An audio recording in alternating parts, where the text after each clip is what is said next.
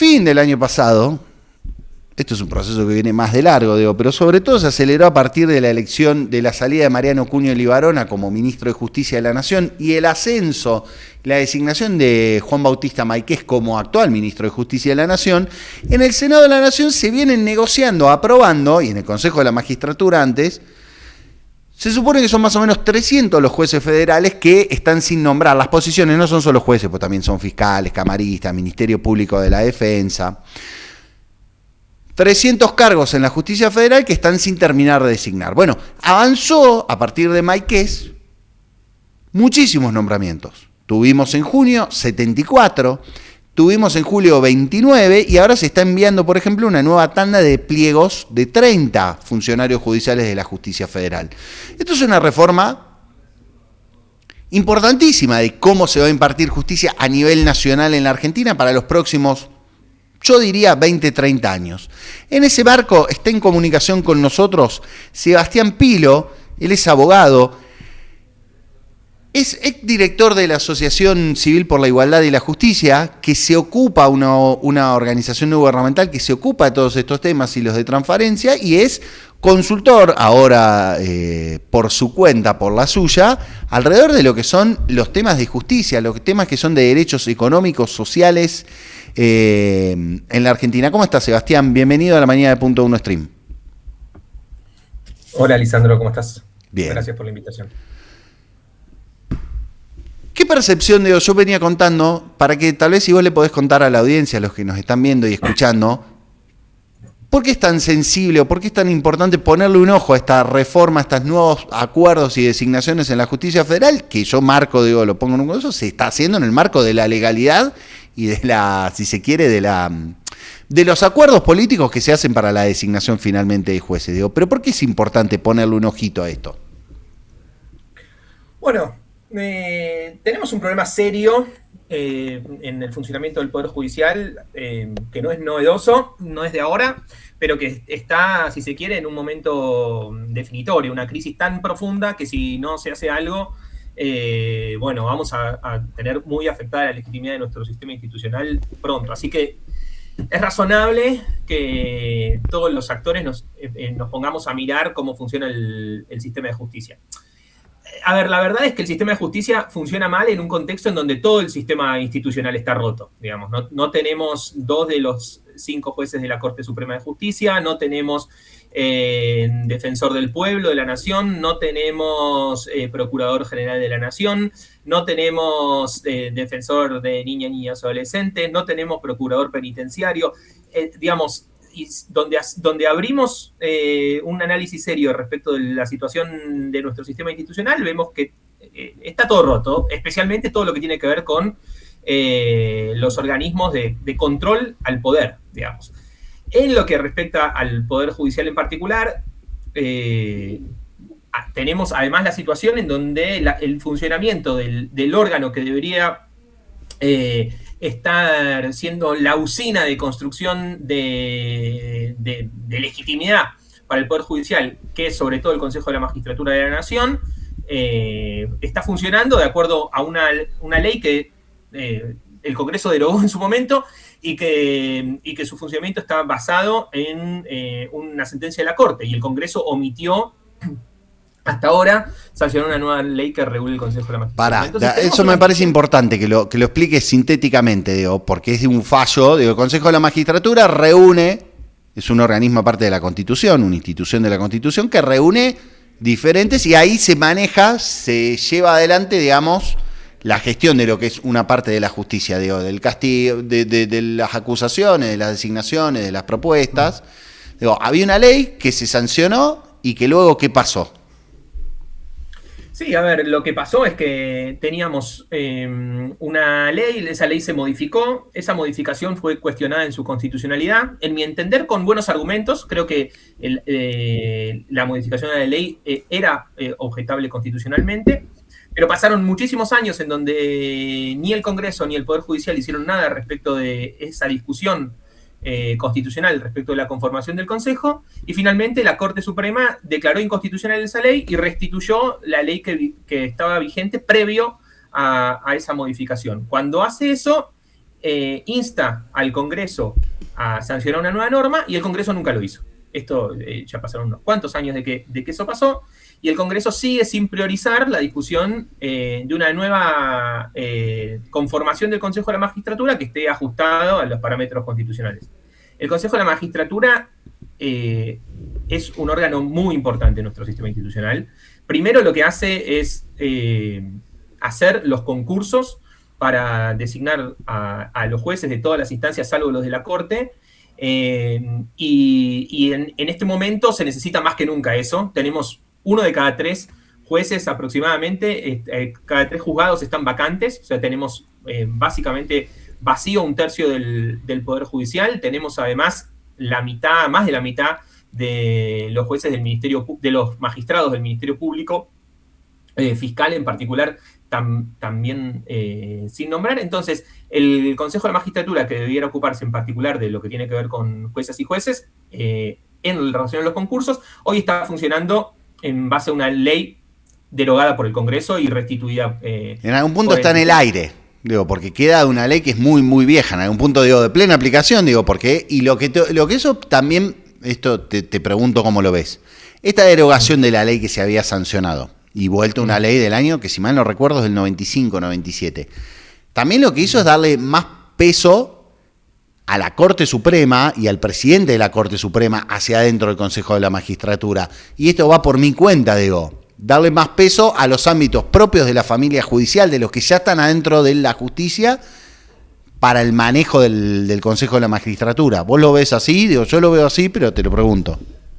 Sí, a ver, el artículo 114 de la Constitución dice claramente que todas las funciones de administración de la justicia tienen que estar en manos del Consejo de la Magistratura y no ya de la Corte Suprema. Históricamente la Corte Suprema se encargó de esto. Cuando se sanciona la Constitución se decide que eso deje de formar parte de las funciones de la Corte Suprema y pasan al Consejo de la Magistratura. Eso en la práctica nunca se hizo. La Corte siempre resistió ceder ese poder al Consejo de la Magistratura. Y se dio la paradoja, finalmente, de que ahora es el presidente de la Corte preside el Consejo de la Magistratura. Eso en sí mismo no es ni constitucional ni inconstitucional. El problema es que tiene que ser una discusión del organismo pensado para diseñar el Consejo, que es el Congreso de la Nación. El Congreso de la Nación, en lugar de dar esa discusión, deja que sea una sentencia de la propia Corte la que le devuelve el poder al presidente de la Corte de presidir el Consejo de la Magistratura. O sea, como por constitución. Y acá, pero está bien, te lo llevo en ese sentido, de vos decís, che, hay un marco que está todo roto. Pero avanzamos un poquitito para adelante, digo, salen. Cuando nosotros vemos estas, digo, no te voy a pedir puntualizaciones de cada uno, digo, porque son más de 100 digo, 74-30, sí, son casi 100 los funcionarios judiciales que fueron nombrados, que tuvieron acuerdo del Senado y que el presidente los va nombrando.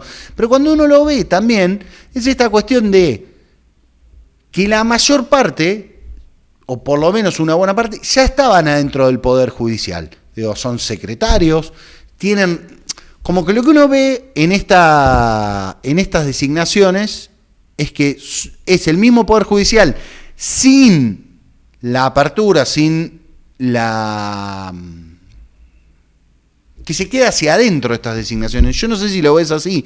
Por ejemplo, lo marco con el caso de la mujer de Martínez Rodríguez Giorgi, que va a ser nuevamente jueza federal, que va a ser a partir de ahora jueza federal, ¿sí? Yo no conozco la carrera, seguramente tiene tiene un recorrido. Pero es raro que una pareja termine siendo ambos dos jueces federales. Solo en el marco de estos acuerdos me parece que pueden pasar. Sí. Mira, te voy a dar una respuesta técnica y una respuesta política. Dale. Supongo que la segunda es la que más te va a interesar. Técnicamente, efectivamente, en el sistema de concursos se pondera demasiado los antecedentes judiciales respecto del resto de los antecedentes. Entonces, cuando se diseña, el sistema de concursos que tenemos es malo por muchas razones. Bueno, la evidencia más clara es el nivel de vacancia que tenemos. Pero sobre todo el hecho de que todos sabemos cuáles son los madrinazgos que se necesitan para llegar a ser juez, digamos. Es muy difícil para pensar en la Argentina que hoy uno alcanza con su idoneidad para llegar a ser juez o jueza de la nación, sobre todo en los juzgados que son más significativos para el poder político. Sensibles. Pero bueno, la variable técnica por la cual se da esa cosa endogámica en el Poder Judicial tiene que ver con que los antecedentes judiciales hacen que sea mucho más importante haber pasado por la mesa de entradas de un juzgado y hacer toda la carrera judicial que ser titular de cátedra en una universidad, por ejemplo. Ahora, eso entonces, es lo técnico, porque por ejemplo, lo pongo en otro ejemplo, de estos dos que supuestamente van a ir a la Cámara de Casación Penal, dos jueces, que ya son jueces, que son Bertuzzi y Yadarola, que supuestamente son los que tienen acuerdo por ejemplo, en sus exámenes les fue muy mal en el Consejo de la Magistratura, 26, y después lo terminaron subiendo al 5 para que pudieran entrar a una terna. Bertuzzi, lo mismo, 3 y 21, y después lo suben, viene alguien y te lleva del bracito y te sube para que estés en carrera. Sí. Sí, hay dos instancias en los concursos que son especialmente sensibles a la discrecionalidad, que son la instancia de impugnaciones y la instancia de la entrevista personal. Uh-huh. Nosotros en su momento en ASIG hicimos un estudio y es bastante notorio cómo estos saltos de posiciones en el orden de mérito responden a la necesidad de subir a candidatos que están fuera de la terna a la terna para poder la posibilidad de ser elegidos. Nadie sube muchas posiciones solo para pasar, no sé, por ejemplo, del puesto 20 al 14. Se sube muchas posiciones en la medida que esa escalada de posiciones te lleve a la terna y entonces te vuelva elegible. Eso habla de un sistema de discrecionalidad muy claro en el proceso de selección que efectivamente se usa. Hay subidas de posiciones de hasta 11, 12 posiciones entre el orden de mérito inicial y el que termina constituyendo la terna. Y a grandes rasgos, ¿quién te levanta en esto? Bueno, el Consejo de la Magistratura tiene un sistema de padrinazgo bastante claro, digamos.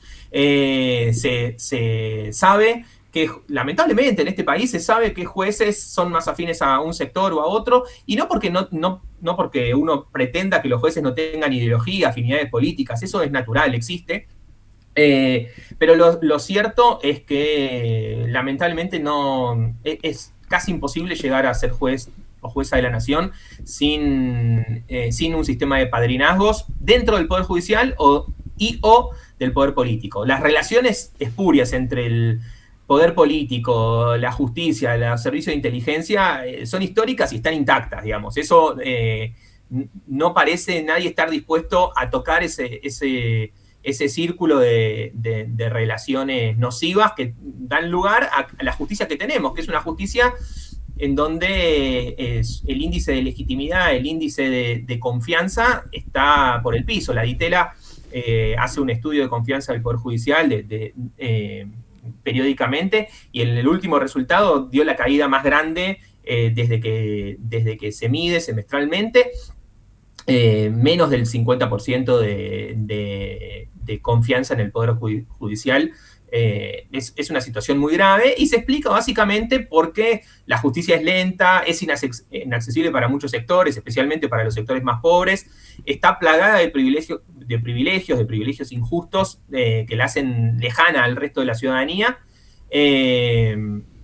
y se gesta en base a este tipo de relaciones que hacen que uno no tenga la sensación de que el derecho es siempre la explicación de las sentencias. Cuando uno siente que algunas sentencias no se explican en base al derecho, sino que se explican en base a cosas que no están puestas en el papel, bueno, eso es lo que termina debilitando al sistema de justicia y nos hace preguntarnos cómo hacer para tener una justicia más cercana, más accesible. Por eso hay muchas que quieran hacerse.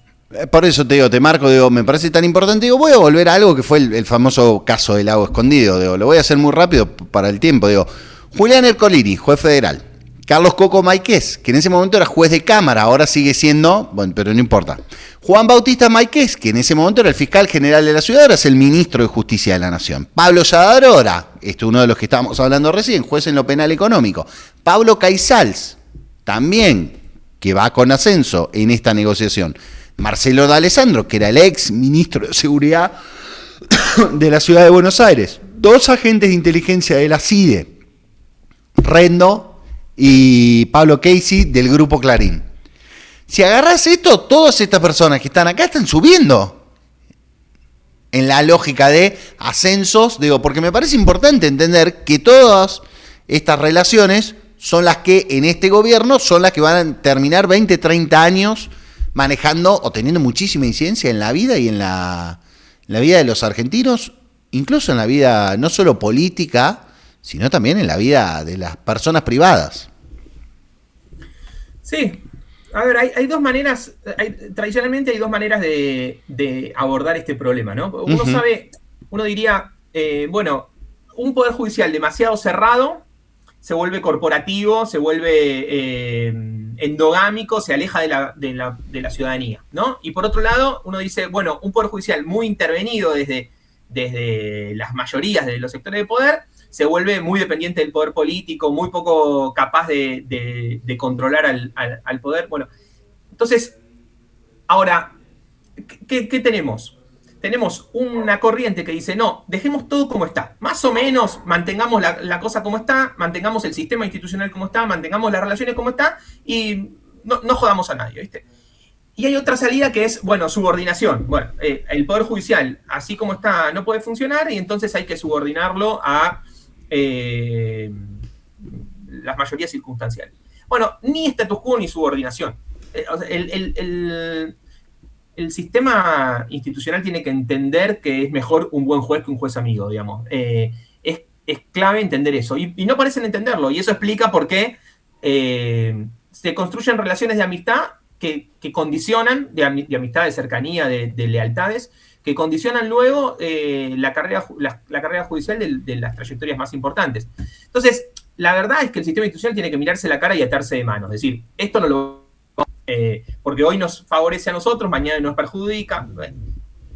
¿Hay chance de que eso pase? ¿Hay chances hoy? ¿Es creíble pensar que se pueden mirar la cara los responsables de las distintas fuerzas políticas, las principales caras del Poder Judicial, los sectores académicos de la abogacía? Decir, che, esto que hicimos hasta ahora no lo podemos hacer más, nos tenemos que atar de manos y aceptar esta idea de que vamos a construir un mejor sistema para nosotros en la medida que creamos que es mejor un buen juez que un juez amigo. Bueno, la verdad no parece ser el camino que se está abordando, pero es una precondición para que podamos creer en que algo de los cambios que se están teniendo tienen algún sentido. Estamos conversando con Sebastián Pilo, abogado consultor en temas de justicia en materia económica, social e ambiental. Te pregunto, ¿vos crees que esta justicia, esta modificación, digo, ya por volumen, digo, porque cuantitativamente es mucho, digo, como avance esto van a ser la mitad de los cargos que supuestamente están vacantes, vos decías 1 de cada 3. ¿Cuánto efecto va a tener esto en la vida? Digo, porque digo, yo pienso, por ejemplo, el fuero federal que armó Carlos Menem, el famoso Comodoro Pi, tuvo repercusiones casi hasta, ¿cuánto? 30 años, 20 años por lo menos. Sí, a ver, el gobierno está haciendo, o al menos promete hacer dos cosas en paralelo. Por un lado, reactivó el envío de candidaturas al Senado. Digamos, la verdad que durante mucho tiempo estuvo paralizado el proceso de selección entre ternas y el envío de candidaturas al Senado. Se reactivó y fueron muchas. Y por otro lado, promete una reforma en donde intentaría reducir la cantidad de juzgados existentes. O sea, la solución de las vacantes por vía de eliminar esos juzgados vacantes. Después de tirar la llave y designar, decís, bueno, designo esto, vamos a decir 150, tiro la llave y después, creá vos, claro, sí. Entonces, es una estrategia de dos pinzas. La reducción del tamaño del Poder Judicial y a la vez el envío de pliegos respecto de los cargos que sí se cubrirían. Esto daría lugar, por un lado, le daría más poder a los jueces que quedan, digamos, incrementaría el poder para los jueces que quedan, que es un pedido de los jueces. Obviamente, ampliar los juzgados, en el caso de Comodoro Pi, además que son una cantidad pequeña, ampliarlo reduce el nivel de incidencia de cada uno de ellos, reducirlo lo incrementa. Entonces, esa es una concesión al Poder Judicial. Si estuviera basada en datos, si uno dijera, mira, tengo un estudio que da cuenta de la reducción de la demanda a los poderes judiciales, que hace que se justifique la reducción de juzgados, uno diría, bueno, tiene alguna lógica. En este caso no parece ser así. De cualquier modo, sí es verdad que está pendiente de implementación en el proceso acusatorio, muy dilatada implementación del proceso acusatorio, en particular en los fueros federales de la Ciudad de Buenos Aires. Hago un margen, digo, porque acá aquí en Salta hay proceso acusatorio y estamos en una reforma muy importante. Esto es importante marcarlo, digo. A lo Boca, proceso acusatorio es la investigación y la acusación la lleva adelante el fiscal, no el juez, que es algo muy raro en nuestro sistema, no sé de qué viene, digo. Bueno, y se viene hace años diciendo, bueno, vamos a cambiar en la justicia federal, los fiscales investigan y acusan y el juez juzga. Exacto, sí. Esa es la propuesta, es lo que hay un consenso generalizado que es lo que tiene que pasar. Se viene implementando gradualmente en algunas provincias. Salta es una de las que primero lo implementó. Y la resistencia principal es en los fueros federales de la Ciudad de Buenos Aires, porque es donde se investiga al Poder Nacional. Se viene posponiendo sistemáticamente esa implementación. En el caso de que se termine implementando, el ministro prometió que se haría el año que viene, veremos. En el caso de que se implemente, por supuesto, es razonable que gran parte de la inversión en el sistema judicial pase de los juzgados a las fiscalías. Entonces, ahí tendría sentido decir, bueno, reducimos los juzgados porque vamos a incrementar la fiscalía. Bueno, todavía está por verse, todavía lo que tenemos es solo un anuncio de cómo se propone modificar el Poder Judicial. Veremos cuando esté el proyecto.